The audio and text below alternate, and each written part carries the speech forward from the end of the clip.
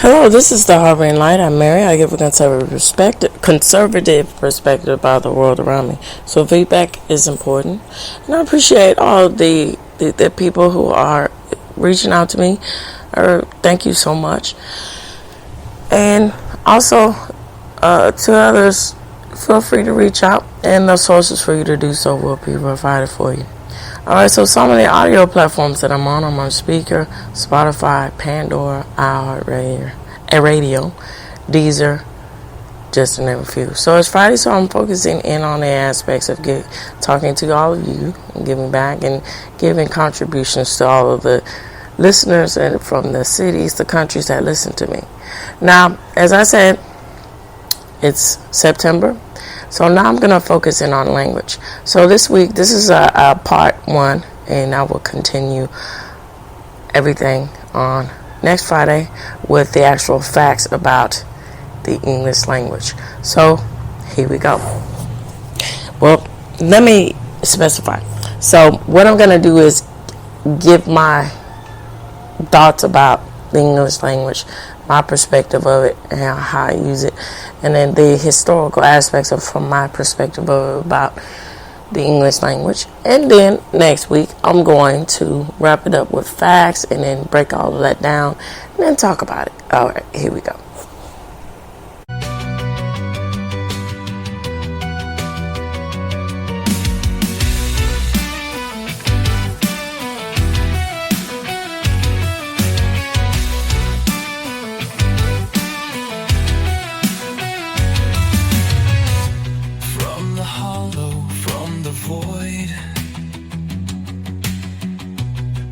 Silence I've destroyed. Steps unmarked, the path unseen. Born from ashes of what has been. No beginning, no design. Only echoes crossing time. Travel from nothing, I rise. Okay, so here are my thoughts about the aspects of the American language. Now, I find it very interesting that the bedrock of American language comes from other cultures. And the aspects of that influences the way, it's thought of, it's sought after when learning English, or the concepts of different things in English. And some say that English from a other language point of view is pretty difficult to learn. And I can understand that from this point of view. So, for instance, the difference between learning Spanish and learning English. Most of the time in Spanish, if you are saying something like present progressive or something like that, right? That is applied in just the congregation of one word, and then it's the meaning is what that is, present progressive of something. And then you have the future tense, and then you have all of these things, and then you have the feminine and the male, masculine, and feminine. That would be essentially. Let's see, thinking about that, articles or something like that in front of the subject or the object or what have you. And that, classifies what kind of word you're going to conjugate the root word to, because the root word, technically the root words are in Spanish are masculine, which is quite understandable because the aspects of again, in the aspects of the culture and the way that it goes. And so how that translates, for instance, from what I understand, potato, the way that it's spelled it is colloquially tied to Spanish origins.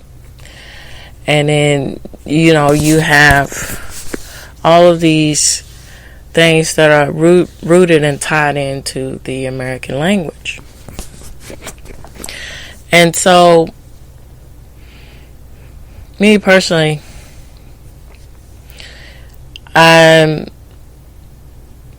it can be really different too with learning language when you have, different learning disorders, which when I was growing up, it's something that's pretty typical. I had dyslexia, and luckily, which I credit a lot to the benefits that is for lifelong learning when you have a strong foundation of teachers, educators that are there solely to support and understand the importance of learning and getting through obstacles.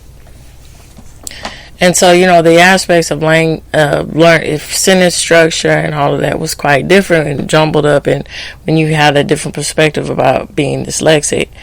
But, I appreciate that. I wouldn't consider it, when you get into the heart of the matter of everything, it seems as if, it's understandable that it's an obstacle.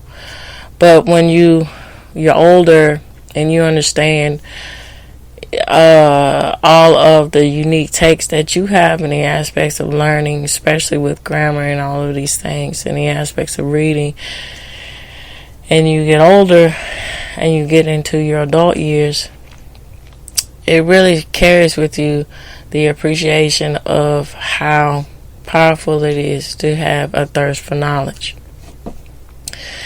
And so, when language is sought after in the aspects of English language, I can see how, if that is your second language, how, at first it feels defeatist, because, you're going into the precursor of what you understand about your own language. With me, I have a great appreciation for the English language, because it a lot of times is very eloquent in the way that things are expressed. So for instance, when you learn the base root of something, which is taken from the Greeks and the Romans, the way that's the tradition and the bedrock and the foundation of English language is from the roots and the beginnings of that. And then some, going further back to that too, and which I will get in the aspects of that next week, is another language that is more of a modernized aspects of what is more understood, which makes a whole lot of sense of what is understood as the aspects of the English alphabet, and then the aspects of words and phrases from that. And so again, this is tracing back to the aspects of the thirst for knowledge. When you find out something that is rudimentally taught and thought of as the basis of knowledge for what is considered your own language, and you understand that it is rooted to something else, and that can actually help, in a way, explain the missing holes that are in the aspects of language. It gives another level of richness to understanding how things flow and the way people speak and communicate with one another.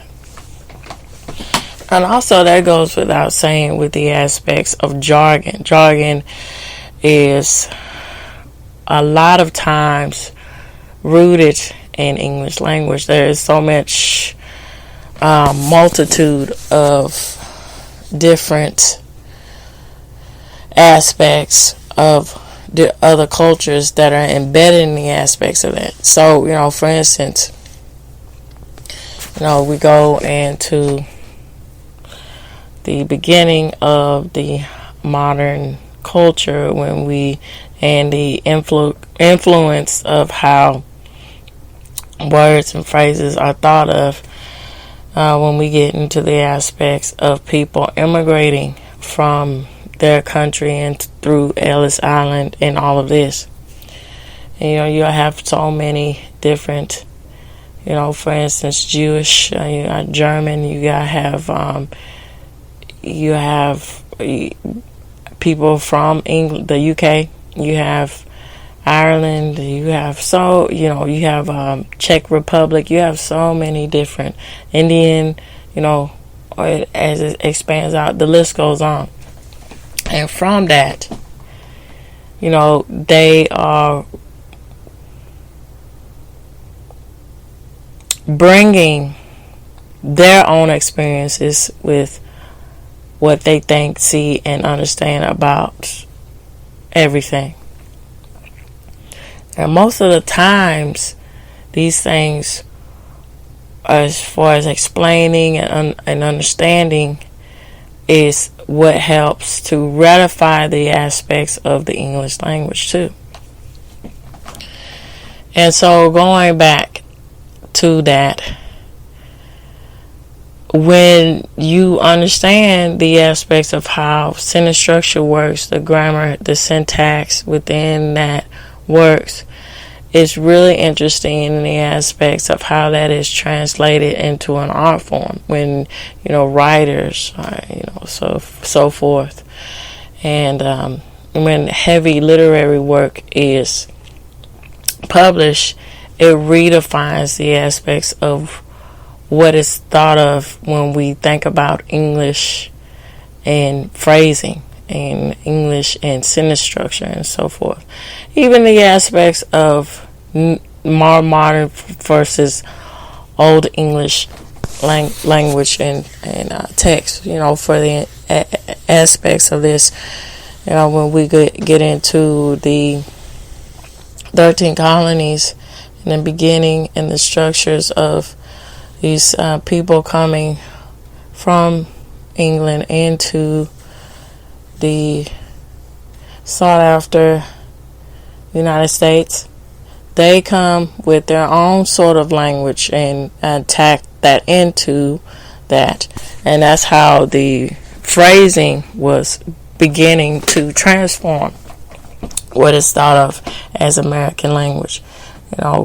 Colloquially, ye old, and so forth, or even the way that the is pronounced or the way it's written, and then the sentence structure of it.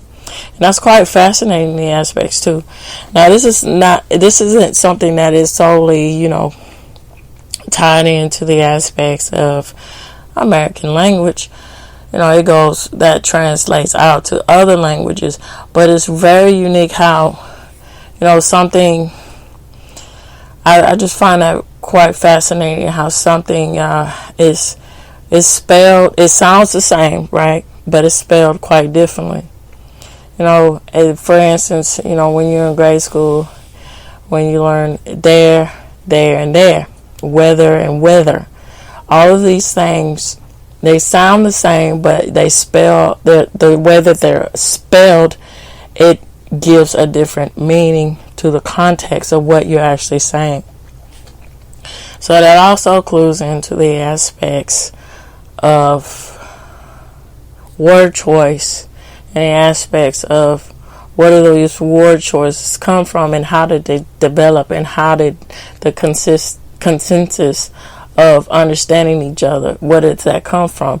And then misunderstanding, where does that come from? And this also translates to the aspects of the misunderstanding, how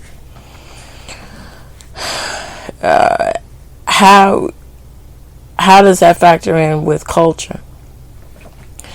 And then getting back to jargon, like I said before, jargon is a lot of times the aspects of the consensus of how American language has evolved to what it is, of what people think of from a outwardly point of view.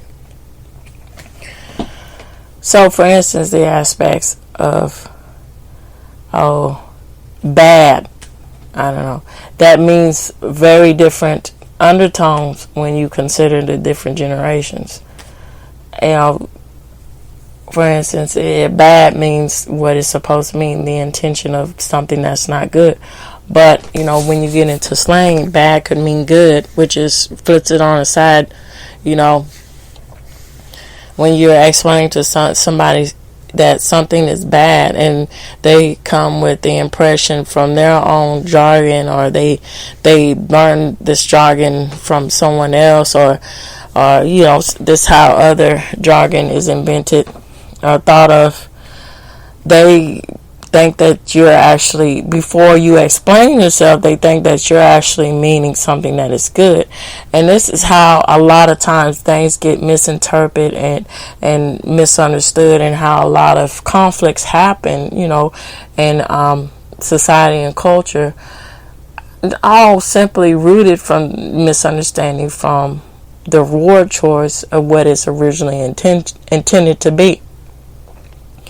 And so that's also another factor in the matter, in the aspects of talking about how prevalent culture is into shaping language. So this is another element that I think is something that should be, considered and should be looked at and sought after a lot of times when people, think and talk about the aspects of language. How prevalent is that culture into influencing the way things think about words, or think about communicating with other people. Alright, so this is a rudimentary topic, politics. Okay, most of the time, when it's sectored into a lot of different interpretations about certain issues, most of the time when someone is bringing up a topic and they center around their word choices specifically to cater to the audience that's supposed to understand it, or they pretend, that's another thing, that the audience might not really understand it, but they pretend to, and they just go along with the bandwagon of how other people are reacting. Within its case, they don't actually understand the meaning of expression is in which the person is talking about these certain topics. And so that's not always the case, but that's something to really consider with how powerful that is, the aspects of how culture influences a lot of word choices and phrasing of what they were originally intended to be, and how that evolves over time, and how people look back on these words and think about it in other generations and in futures, in other generational future leaders and so forth to come, and all of these things. So, with that said, I am going to wrap up and get into some more thoughts that I have about the American language. Here we go. Okay, so I'm going to wrap everything up and get back to the point that I was making about English. And when it comes to art forms, I think that with music and then in literature, it really speaks volumes about the aspects of what is invoked with, and it changes the meaning in things. So, for instance, particularly to English, Faulkner, and others in his essence. The list goes on with that. But I'm just going to use them as the primary example to my point here. So when Faulkner was writing, and And then, people like Robert Frost, too. And I'll get to another point with that.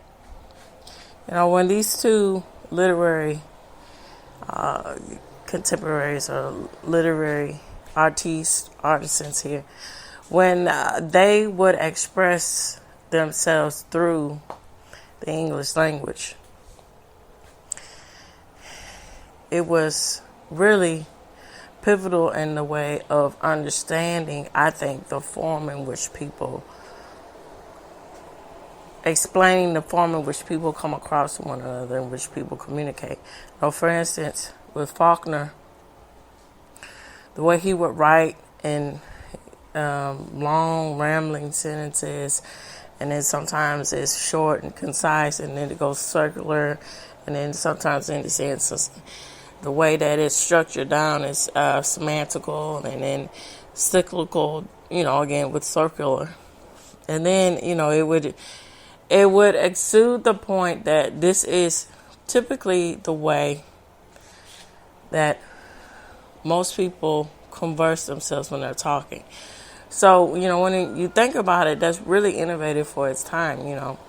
Most of, his predecessors before then, when you get in the aspects of writing things or transcribing things that's already been written in another language, sometimes the aspects of it don't quite make a whole lot of sense, but you get the point. And in his case, he's really taking the extra incentive to say, sometimes when people speak or hear, they just say everything that they need to say, and then it rounds back to what the other person saying, or it's a whole lot of meaning into the concepts of why people converse in the way that they do. And so this in itself is a good indicator into the aspects of the reason why language is formed the way it is, and why, and then knowing when you put all these things into what you learn in school and the foundation, and then when you want to extend out and go into higher education and you learn more forms and what have you, if that's the path you want to take with the aspects of learning languages or English or what have you. And then when you see that these things can be tested or can be broken down in a way to go against what is said to be a rule or a formal way in which the structure of English language is supposed to come about, what do you make of that? And Robert Frost, the way that he would, his poetry, his prose and everything, the attention to detail, they were all art in itself, as if it was painting a picturesque or not so picturesque, or it was illustrating or what have you, an image in which the reader is supposed to grasp of.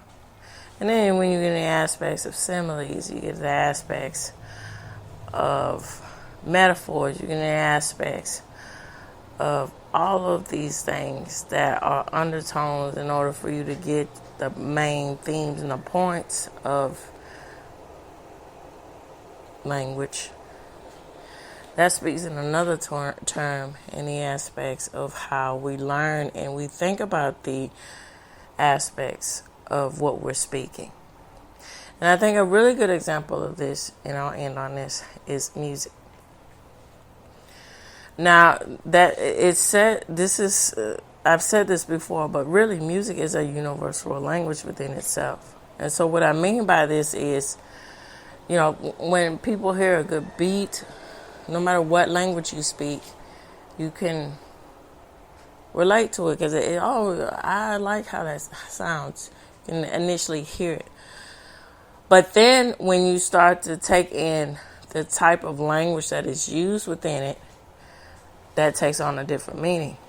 So something that it was originally an English song, or whether that be an American song, or whether that be an song from the UK and so forth, English speakers and so forth, that takes the very different undertones. And the reason why is because of the culture. And that speaks a whole lot with the aspects of how language evolves or does. All right, with this said, I'm going to wrap up and end for the week. And on Friday, I'm going to get into the details about the aspects of about English and its development, and how that impact our culture and our society. All right, so tune in, turn up, and definitely take care. Bye bye for now.